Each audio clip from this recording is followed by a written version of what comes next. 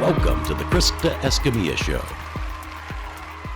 Hello, everyone. Welcome to this week's episode of the Krista Escamilla Show. Thank you so much for sharing your time with us today. I hope 2026 is treating you well so far. It's going to be a great year, and I cannot wait to share all the amazing guests that we have with you this year. Amazing guests like the one I'm about to introduce. But first, I have to thank our sponsors. We are so grateful for their support because if you know me, you know I love to support local. I want to support your businesses. I want to support everything you're doing. I want to see all your dreams come true, all the things. And when we support local, we are helping people's dreams come true. So let's shout out first and foremost. We want to thank Omni Midland Hotel, Rig ID Workwear, ThinFR, Midland Cap Co, the Locklin Hotel, the Preserve at Midland, and joincapclub.com. And then insert your favorite local business here. So go ahead and shout them out wherever you're at, because this is what it's all about, is supporting local. So thank you to those sponsors, and let's keep on cheering for each other in 2026. Okay, time to introduce our amazing guests that I told you about. We have Norman Ashton with us today, and he's the General Manager of MCUD. Norman, thanks so much for being with us today. Thank you for having me. I cannot wait to hear your story of how you got to West Texas, because everybody has a story of how they got to West Texas. Oh, my goodness. What's yours? So I retired about, 2.5 years ago from a water district in Fort Worth. I retired after 36 years of working for them, and didn't really intend on doing anything else. And anyway, got a call from a friend, said, hey, I have a gig out in West Texas that I think that you would be a perfect fit for, and with all your experience in water, and they need a lot of help. So I told him, sure, why not? And came out here, and it's been now a little over a year, and I've actually gotten to the point where I really like Midland. It's a great place, right? It's a good place. It really is. It has the big city vibe without the big city traffic. Yes. And stuff. So it's very comfortable. I grew up in East Texas. Okay. West Texas to me is a lot like East Texas. Yes. Not Dallas Fort Worth, not Austin. It's nothing like that, right? So right. It's been a nice transition from going to retirement to coming out here to actually help do something that I'm passionate about. Well, and I love that you said yes, because, sometimes we have this plan in our life, right? You thought you were retiring, you thought you were done. Yeah. And then, well, look, somebody else needed your gifts, and you got to come share them here in West Texas. And we're grateful for that, because when someone comes to our area, they're bringing a wealth of knowledge with them, like you are, on water. And we're going to get into all things water in just a minute. But first, you said you've been here a little bit over a year. I know the people of West Texas have been welcoming. What is it you love the most about being here? You know what? It is the people. It took a little bit to get used to the landscape coming from East Texas and Dallas Fort Worth, and coming to the desert. But the people here really are the attraction. I've not met anyone that it's not open arms and oh my goodness, let's work together, let's figure this out. And so it really is, the people are they seem to be genuine. Yes. And it's kind of a nice change from coming from big city life to coming to Midland, where it's more down to earth. Well, good. Well, we're glad you're here. Tell Thank us you. about your background. How did you get into water? Because, I mean, it's one of those things where you did it, 36 years ago, you said, right? 36 years ago. And so what was it that brought you to that and made you go, yes, this is where I want to spend my career? It's, I guess it starts with my dad, who, prior to this we talked about, but he was born in Odessa. But they moved away from Odessa when he was like 2-3 months old, and his mom and dad named him Edgar Odessa. I love that. So a fun fact about you: your dad's middle name is Odessa. Yeah, and so anyway, it kind of started with him because when I was 2 years old, he went to work for the same water district that I retired from. Wow! And so when I went off to college, when I came back from college, I didn't know what I was going to do. And it's kind of like what happened out here. And I'm a very blessed person because I walked into a person's office that I knew that worked at the water district in Fort Worth. And the first words out of his mouth were, "How much?" And I was like, "What?" And he said, "What would it take for you to go to work for us?" And so 36 years later, I decided to take early retirement and start living life a little differently. Yeah. And anyway, and it was fun because That's I tell people that it was a Wednesday afternoon when I got the call to come out to Midland, and I was sitting in a basement bar having a beer when I got the call on a Wednesday afternoon to come out to West Texas. So that's awesome. some things are just meant to be, and this just seems like one of those things that was meant to be. I love that. It was like a full circle moment. Yeah, 100%. And you mentioned your dad. What was the thing that you learned the most from him? If he spent, his life in water as well, what did you learn the most from him that you kind of carried through your career? Oh my goodness, everything that I am is from my dad. He taught me how to be genuine, I guess, and how to talk to people. A lot of people hold things back. I don't hold things back. My family always lived the life that if you want something done, then you actually talk about it, and you don't think this is a secret or that's a secret, and we don't talk about that. If you put everything out on the table, and you talk about it as a group, then you're going to make the best decision, right? Mm-hmm. One-on-one, if it's just me trying to make a decision, yes, I can make a decision. Yeah. And I can hope that it's the best decision. But if I make it with a group, then I think that we're making the best decision. And I think that's probably the biggest thing that he taught me and my mom taught me as well, was just be genuine, be yourself. I love that. Yeah. And so important. I think, so many times in your life, you're going through situations and you almost can feel when you're not being yourself. Right? Yeah. And so I preach that all the time to our kids. I'm like, be yourself. Yeah. Just be yourself out there, because it would be a shame. Say you go into a job interview and you're not yourself. Yeah. What if they really wanted to hire you and you didn't show them who you are, right? And you walked out. And so it's like, be yourself. They're going to love you if you show that genuine. Well, and one of the first times that I met Judge Johnson, Terry Johnson, we sat down in a room and we started talking. And he said, and we talked for about 20 minutes.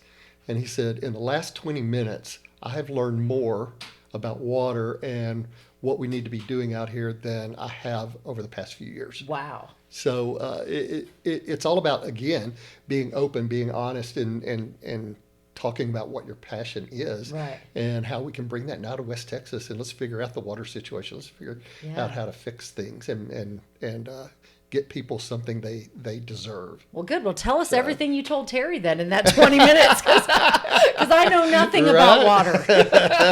I would like to know more about water. Yeah. Let's start at the beginning, because I think a lot of people have heard MCUD, but they've heard Midland County Utility District, but they really don't know what MCUD is, and that it is not part of Midland County. That's correct. Because of, and I'll let you explain why the because of. So what is MCUD? So in 2013, the Texas legislature authorized the creation of Midland County Utility District. We are not associated with the county. We're not associated with the city. We are a political subdivision of the state of Texas. We're governed by the Texas Water Code. That's our Bible. Okay. Anyway, we're governed by that. We are independent and we're nonprofit. So we are we're not in this to make money. Right. We're in this to provide a service to the people. And as a water district, we can provide flood control type activities. We can provide water. We can provide wastewater services. But doing anything outside of that is not really in our ballpark of things that we should be doing or can be doing. And who is your customer? So our customer are the people that live in our district. And I'll give a little plug. If you go to our website, mcud.org, you can go out there and you can actually pull up a map and put your address in and see whether or not you're in our district or not if you're in Midland County. It's a great idea. Yeah. Everybody do that right now. Well, actually, after you listen to this. So you'll see if you're in our district, and which means you're a voter in our district. And in order for us to be able to do anything, it takes the people authorizing us to do that. Right? We don't. When the state organized us, they didn't say, "Here's a bunch of money and go off and do what you do." I wish that's how it worked, but that's not how it works. So when the state organized us, it goes on the ballot for the people to approve the creation of MCUD, which in 2013 they did. Okay. And that came with a small ad valorem tax, and that small tax brings in about a little over $1 million a year. Up to it fluctuates based off of the economy out in West Texas, so it could be $2 million, it could be $1.8 million. But that is all the revenue that we have coming in, is that. And that money can only be used for operation and maintenance. It cannot be used for construction. But when you start talking about construction, building of a water treatment plant, a small one like we're building, is a $50 million price tag. So that ad valorem tax that we've been collecting over the years, people ask us, where's that money going? Where is that money, right? And that money is going into designing out 85 square miles of district that we are responsible for, in what distribution lines look like, what water treatment plants look like, what well sites look like. But I want to say we understand wells are not the long-term solution for West Texas. Those wells are not going to last but 20 to 40 years, and most likely is what our estimates are. And then the wells are just no good. So we have to look at other options, and that's where MCUD comes out ahead, is that we're looking at long-term planning. Right. We need to look at what that long range outlook is for water. How do we get water from outside the county brought in? But back to the dollars, we did go we did go in May for an election, a bond election, to build out our system, and that was $645 million that was asked of the taxpayers, and they said no. And I get it. I understand it. We hear them. And that's a big ask. It wasn't going to be $645 million all at one time, but $645 million is what our engineers, when they designed out that system, that's where our money's gone, that we've had come in operation maintenance. That's what they said it would cost to build out the 85 square miles of distribution system. And this is going to make it easier for you to then get the water to all the people that need the water. That's correct. And that is the only answer. That is the only answer. We don't have funds. It is going to take a bond election in order for us to build out a distribution system. So yes, it's going to take the taxpayer saying, yes, we understand, and we understand it's going to be an increase in our property taxes. Now, our goal is to keep those property taxes as minimal as possible. So when we go out for election this time, it won't be for $645 million. We're going to be looking at a much lesser amount to go out for, because we don't want it to affect your property taxes no more than you want it affected. Right. So we'll be weighing all those options, coming up with what's best to be able to build out and what it would cost us to build out areas in which then we get a customer base. Once we get a customer base, then we can issue revenue bonds, because we have a revenue source coming in, and those don't require voter approval, and it doesn't affect people's property taxes. Gotcha. Right? So we can borrow against the income that we have coming in from the sale of the water. And then you can build. And then we can start building more. Plant and as we build the more, avenues to get them. Yeah, the and water. as we build more, we can issue more revenue bonds. And again, it's not something that would affect the taxpayers in any form or fashion. It's based off of what MCUD, what our revenues are, and what we can pay back. Great. And so we're going to look at it a little differently than we did in May. We're going to spend in the next 10 months in educating. Right. Yeah, that's the background behind the money, and the bond issue is that. What's the most important thing that you want voters to know? I think I want them to know two things. One is we are not associated with the county or the city. Now, the county has been very good to MCUD because we did not have the funds to build a treatment plant that we're building right now. The county provided that funding for us. We didn't have the funds to build a water line over to Greenwood Independent School District. The Greenwood ISD is paying for that line to get water over to their school because they didn't have options either. So I want everybody to understand we are not part of your local government. Right. We are governed by a 5-member elected board of directors. So the people in our district, so if you're in our district, you get to vote on who sits on our board. And then we want to be as transparent as possible. So I think that's the other thing I want people to know is go to our website.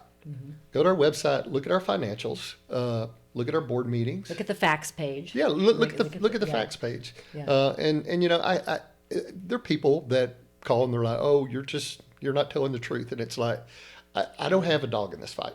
I'm not an elected official. You know, I have an elected board of directors, but they have hired me to do a job. Right. And I'm going to do that job. And I have no reason to not tell people the truth about what's going on. So and you're trying to get people water. Like I'm trying to get people water. Yeah, try. You're their friend. Yeah, and you know, I get it. People are upset in our district because they've been promised water for years, and we hear people tell us all the time that you know, you're drilling wells and we don't like it. I want them to understand that we get it, and that the well fields that we are drilling, once we start pulling water out of those well fields will not be used for fracking. So we'll actually be taking less out of the ground than is being taken out of the ground right now. And we also, like I said earlier, we understand that those wells are not the answer. Yeah. But we don't have the funds to build pipelines to expand out and bring water in from outside the county because we don't have the money, right? Right. And we're going to talk about that in just a second. But first, we're going to get Norman some water. And and I'm going to remind everyone what we're doing here today. We're talking to Norman Ashton. He is the general manager of MCUD. As he mentioned earlier, you can go to mcud.org to find more information. Norman, on the show, we do something. I'm not sure if you've seen the show, but we do quote of the day. And so I thought, this would be a good opportunity for you to pull your favorite, your quote out. So pull one out, you read it, and you tell me what that quote means to you. It means everything to me. So you got the what? So you got the honest card, which yes. I love that you said that. He didn't even read the quote yet. And he's like, I didn't really have to read honesty means everything to me. I love that. So what does your quote say? The only way to do great work is to love what you do. And that is 100% honest. Yeah. Yes. And I can tell. I can tell you love what you do. It is a passion. It's a passion. It's been my life. And a lot of people can't say that they don't have regrets. I have no regrets for not ever going down a different path. That's great. Because this is something that I have I love. It's something that I want to continue doing. Yeah. And it's also one of those things where you also don't know what you know until you're asked. Ah. And sometimes people ask me questions and I think it's the most simple thing. And they're like, well, I never thought about that, or I never heard that, or I don't know anything about what you're talking about. And it's like, oh.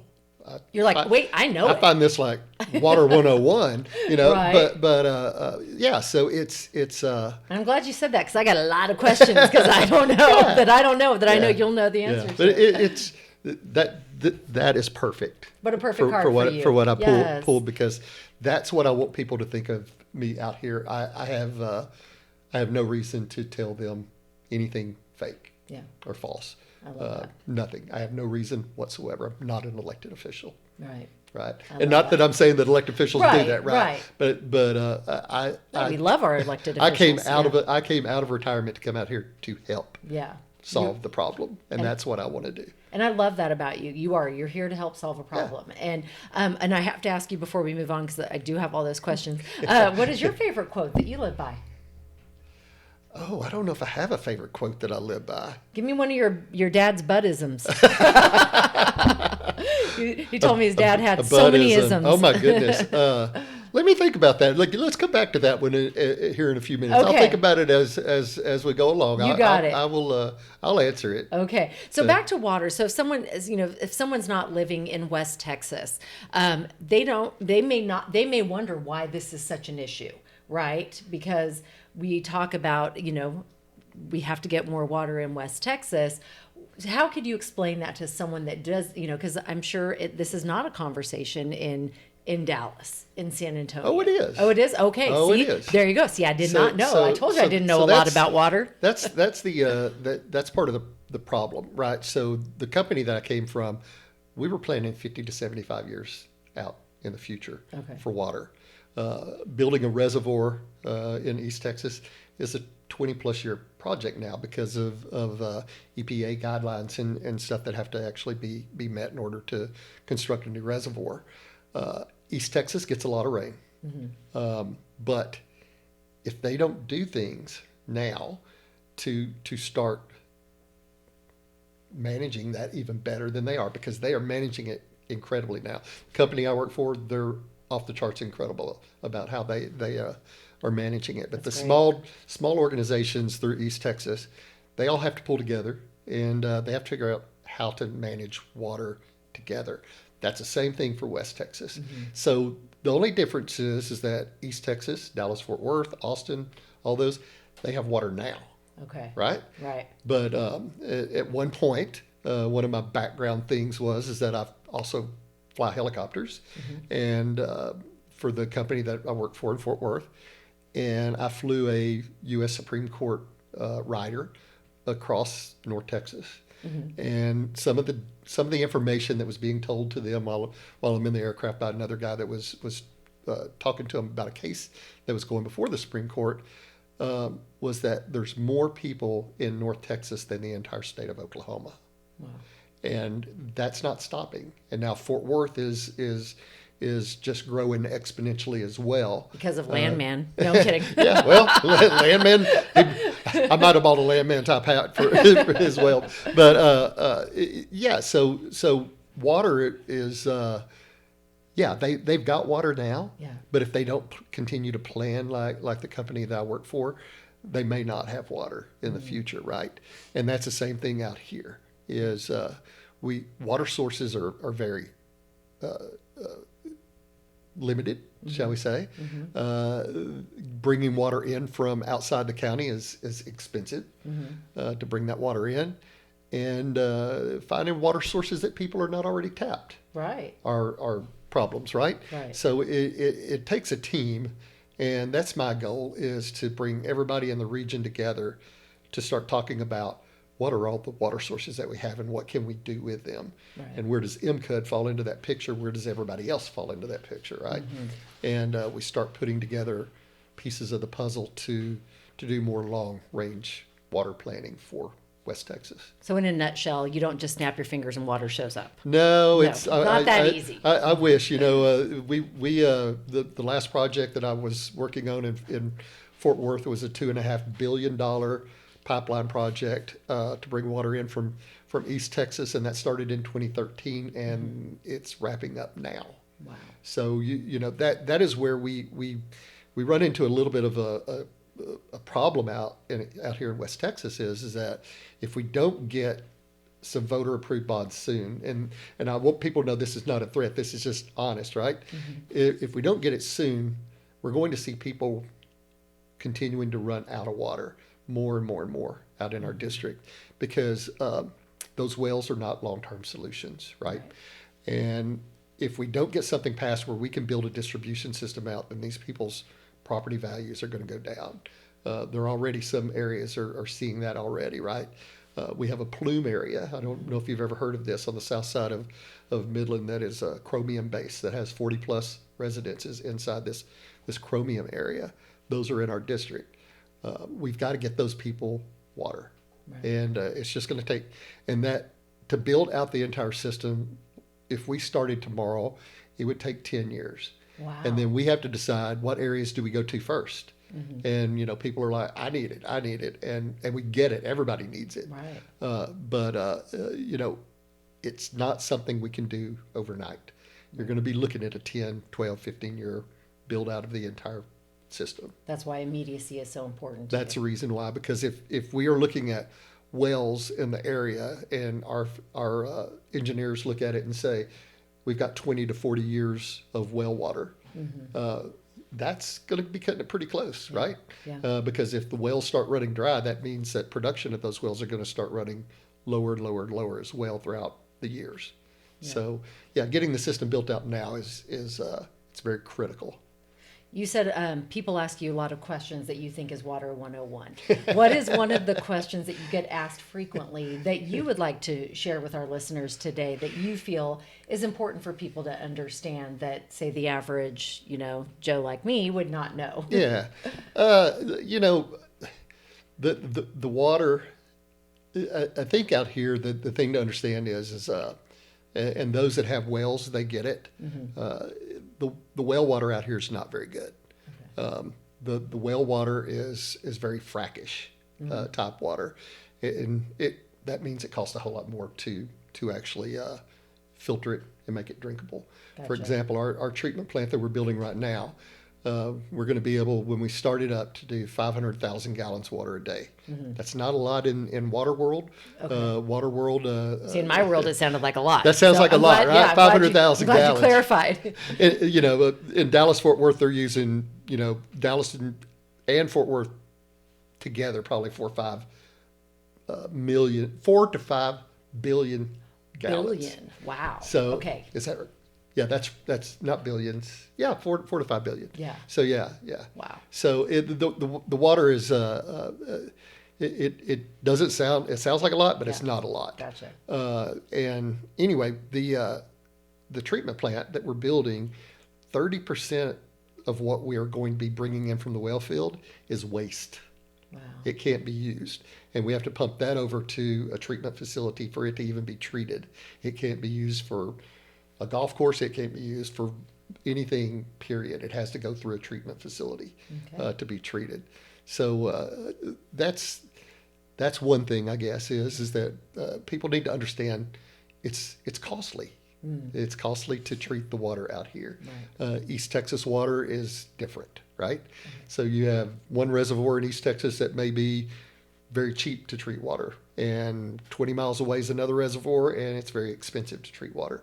So it just depends on the area where the water's actually coming from. But all water is different. It's not the same. Whoa, you just threw another one at me. What do you mean?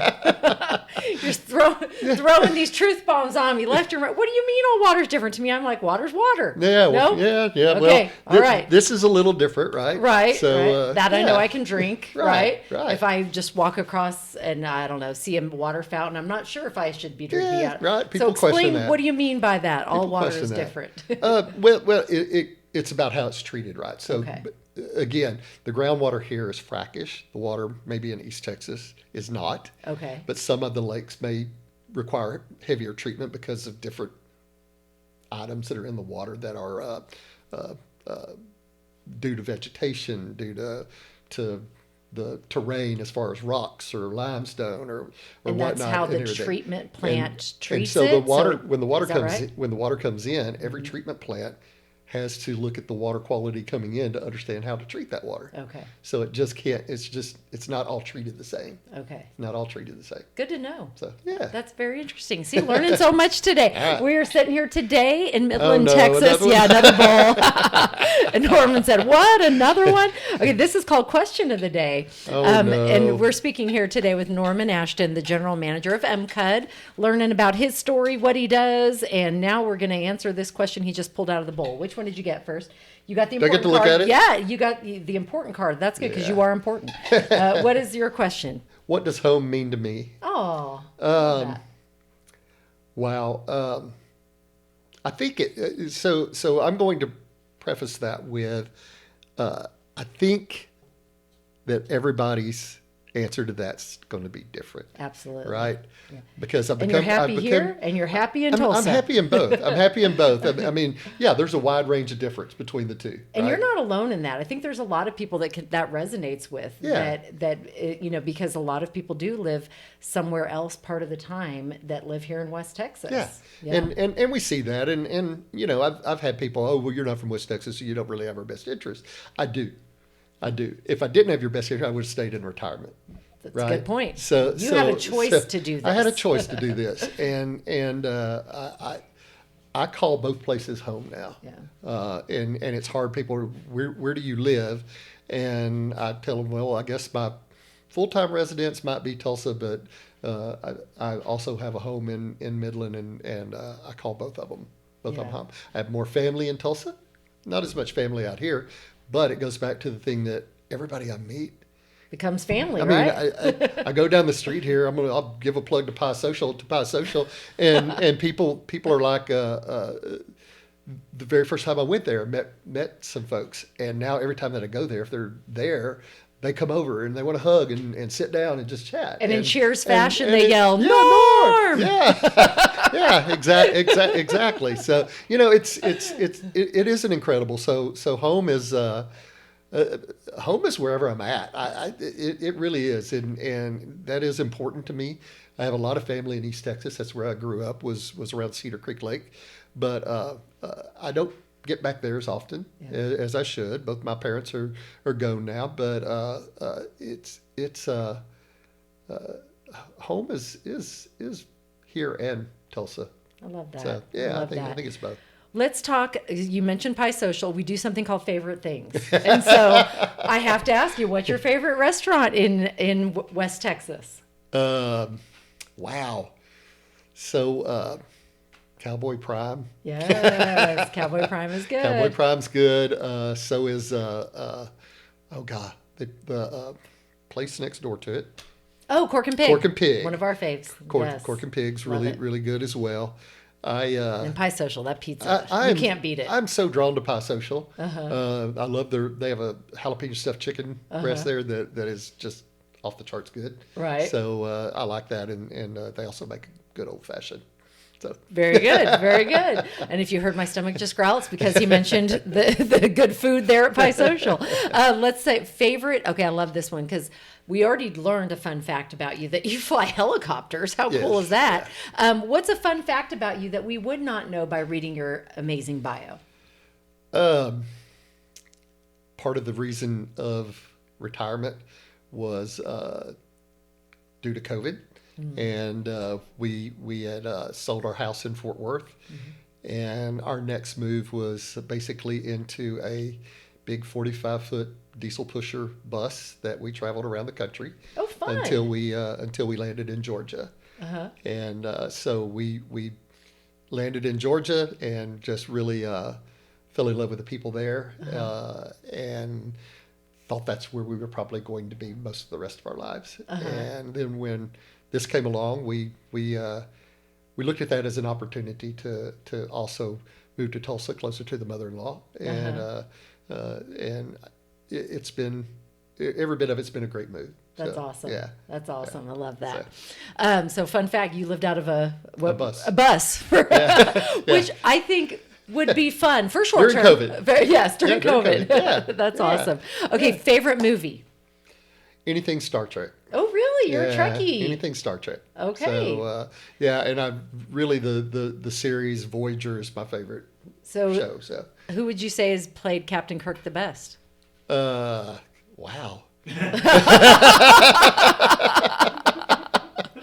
I mean, I'm biased because I'm William Shatner because I'm aging myself, but I have not seen the new movie. You're asking me, and I can't think of his name off the top of my head, but not William Shatner was good, but Patrick Stewart was good in Enterprise, or not Enterprise, but so Patrick Stewart probably. I think he did a good job. That's like asking a Batman fan, who's your favorite Batman? Yeah, no. There's so many. There is a lot. So, yeah. Well, that's fun. Okay, favorite song. And when I say favorite song, this is like your hype song. You're walking into a meeting and you want to feel your best. Heartache Medication by John Party. Oh my gosh, really? Sing it for us. No, No, you don't want me to do that. I only sound good in the car. So, that is your hype song. I love it. Okay, favorite life hack. Something that makes your life easier that you could share today that might make our life a little easier if we try it. not taking things so seriously. Oh, that's good. Yeah. Yeah. You got to laugh at yourself, Yeah, and stuff, right? I think I'm a very happy person. I try to be a happy person and try. It's hard to coming out here in the beginning. There were some naysayers and hearing some of the naysayers about me not being honest or telling the truth, and that hurt because it's like that's me. I'm Right. not going to lie to you. You're I'm not going going to sugarcoat it. No, Yeah. but I'm not going to sugarcoat it. Right. Right. So yeah, it's been interesting. So Yeah. we'll leave it at that. Okay. Favorite, let me go over my list. Oh, favorite book. I don't read a lot of books. Okay. Do you listen to podcasts or listen when you're traveling? What's your go-to? I've listened to several books in the car when I'm driving in the car. I really liked the Vanderbilt book by Cooper, Anderson Cooper. Oh, okay. And very interesting. I find that period in history to be just kind of cool. Yeah, it I guess it was cool if you were really wealthy. It wasn't really cool if you were not. Weren't. That's probably true. Right? Yes. But the wealth during that time of and how they squandered their wealth and everything. That's it's a lesson we all could learn from, probably just a little bit. I'll have to listen right? to it. Yeah. So, Yeah. but Anderson Cooper did a great job. Because his mom, if I'm correct, his mom was Gloria Vanderbilt. Okay. Gloria Vanderbilt was his Yeah. mother, and so she was one of the last ones, and there was no money left. Wow. And- so she had to and- rebuild all. She did not really rebuild anything, and Anderson Cooper did. Wow. By becoming the newscaster Yeah. and stuff. So he's rebuilt a lot of the wealth that way. Interesting Yeah, story. I yeah. love that. Okay, favorite, if you were going to go to a coffee shop, favorite coffee shop here in West Texas? Vanilla latte. You want a vanilla latte? Yeah. But are you asking me which coffee shop? Which one? Yeah, do you have a favorite? Oh, which one? No, I don't really have a favorite one. I'm trying to think of the little business in the bottom of the Wilco building where our office is, and I go there all the time, but I don't remember the name of it off the top of my head. That's okay. Go to the little business at the bottom it's of the Wilco building. the bottom of the Wilco building, and they're fairly new getting going, but they have coffee stuff in the morning. I've had a couple of their coffees that are pretty good, and Great. and it's just it's easy too because I just pull into the garage and stop on my way up to the office. So anyway, but yeah, Awesome. that's probably my favorite right now. Thanks for playing favorite things. Yeah, I like yeah. to shout out local businesses. I like to shout out, just things around West Texas, because sometimes if you're like me, you live in your little bubble, right? Yeah, and exactly. it's nice to step out and try, different restaurants, and if you haven't tried Pie Social, Cork and Pig, Cowboy Prime, go try those. Or if you're new to the area, give them a try. Hey, I was here 6 months before I knew Cowboy Prime Really? and Cork and Pig were even out there because I never went to that area. Right. So, Sometimes you got to step out of the little bubble or the triangle. Yeah. Sometimes like there's a little Exactly. triangle you go to daily. Exactly. I want to ask you, because you were in a career for many years, so over 36 years, what advice would you give to someone that is young and has found something they're passionate about like you did? What advice would you give to them as they start their career that you wish you would have known when you started yours? Even though that I was there for 36 years, there were periods that I wanted to just give up, and I wanted to move on, and I didn't. And some people say probably I should have a little earlier than I did, and these are friends, not people that I worked with, Gotcha. because they saw a change in me when I did retire. But I would say don't give up on your passion that you have, right? And I know that's cliche. Everybody's going to tell you don't give up on it. I didn't give up on it. There were periods I wanted to just quit, but I didn't, and it may have been from laziness because I was comfortable in what it was I was doing, right? But I have no regret in staying as long as I did. It's kind of like I tell people too that you forget about those rough times. Right. That's only a little part of your life, was that one little bit of rough time. And you're going to move on and forget about that. It's not going to be anything but a speed bump. That's true. And so don't let somebody convince you that you're not good enough to do what it is you want to do. Good advice. Do it. Do it and live your dream. No regrets. I love that. No regrets. Yeah, I agree. I could not agree more. And I think in a career, there's going to be, like you said, the speed bumps, or there'll be some, what I call like resistance, right? If there's a little change, because sometimes in life we have to pivot. Yep. And so when there's a change, there's going to be resistance at first. But if this is what you're passionate about, resistance 100%. It's normal. It's normal, even that internal resistance, right? For you to go, no, this isn't where I'm supposed to be. This isn't what I'm supposed to be doing. But if it is what you're passionate about, a way will be shown. I'm going to say that even makes it even builds you even bigger into the position or into what it is you're wanting, what your dream is. Absolutely. Is that if you're not ever pushed, then you don't grow. That's right. That's my opinion. You're going to become comfortable in that position, and you're going to say, "Oh, do I really want to stay? Because I'm just bored." Yeah. Right. Right. So those things make us even bigger and make us better. Yes. And so never give up on your dream. I love it. Good advice. Yeah. And I echo that 150%. Never give up on your dream. We want to wrap things up here in a few minutes, but I have some final questions. Right. The first one, I want to just kind of finish up a little bit with what you hope people have learned today about water and MCUD before we close out with some other final questions. What is the last thing that you hope that people have learned? So the couple of things will be that we are a political subdivision state of Texas. We work under the Texas Water Code, not Midland County, not the city of Midland. Our name was created through the legislature. That's the reason it even says county in it. But we don't do anything outside of the county, but we are separate from that. I want you to understand that I am an open book. If you want to ask me something, ask me, I will tell you. You may not like the answer, but I'm going to tell you what it is, right? As a matter of fact, people will have a chance to visit with you soon, right? Next week. I believe it's next week. Is it the 22nd? The 22nd, you can go to Rooster's Backyard at 5 o'clock, and you can ask Norman anything. Absolutely, please. So please come out and join. Yes. Please come out and join me, and you're exactly right. Come out, join me, and I'm going to be there to answer anything questions for a couple of hours. So just ask me. But the last thing is that I want people to understand that we don't want to raise property taxes, but you also need to understand we can't do what needs to be done without raising property taxes. But we can look at how we do that a little more carefully, and so that it causes the less impact to people's property taxes as possible. But gives a maximum benefit. So least amount of tax with maximum benefit. So just think of it as if we issue $200 million in bonds, we're not going to go out and issue it all at one time. Or if we're approved for $200 million from the taxpayers, we're not going to go issue $200 million all at one time. We couldn't build it out fast enough. We're going to issue $60, $70 million at a time. And so you're going to see debt roll on and debt roll off. And hopefully it's rolling off quicker than it's rolling on, which causes the tax rate to stay low, constant, right? Great. So that's our goal is we want to do this for the people.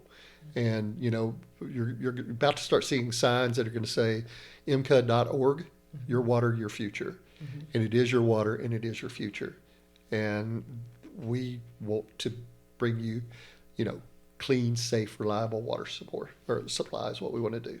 Great. So. In closing, what do you hope? Like, what is your hope for the future of West Texas when it comes to, just quality of life for everyone? I think it can be summed up in one word: sustainability. And water supply out here has to be a sustainable source, and or multiple sources. It's not going to be one source, but sustainability. Great. Because without water, West Texas isn't going to be able to continue, right? No city, no town can continue. Oil and gas can continue. They're going to do their thing. but living, it's going to take that fresh, clean, reliable water. Fantastic. And so, yeah. Well, Norman, thank you so much for your time today. I appreciate you. Any final thoughts, any final words, anything else you want to throw out at us? No. Your your buddism? Did you No, think of your buddism? I didn't think of a good buddism for you, so we'll save that till next time. Okay, maybe. till next time. No, but thank you for having me. Thank you so Appreciate much. it. We appreciate what you're doing. We want to give the website out one more time, mcud.org, Correct. for all your questions, anything water, or just to talk to Norman. He Absolutely. is available. Thank you so much. We appreciate you being here in Absolutely. West Texas and sharing your gifts to help us with sustainability. Thank We you. appreciate you. And thank you for listening. Please share this podcast with someone that you love in West Texas or beyond. We want to get this out to as many people as possible. We're here to help you live your best life, help listen, learn, and grow together. That's what we're about, and highlighting the amazing people of West Texas and what they're doing for our community, just like Norman is doing. So thank you. Also, our sponsors, huge shout out. Thank Local. We appreciate you. You can thank them by going to their businesses and supporting them. And I think that's it. Just don't forget my mottos. Dream big. It's right here. You saw it the whole time we were talking. Dream big, believe, and what Norman said earlier, never give up. You make it a great day.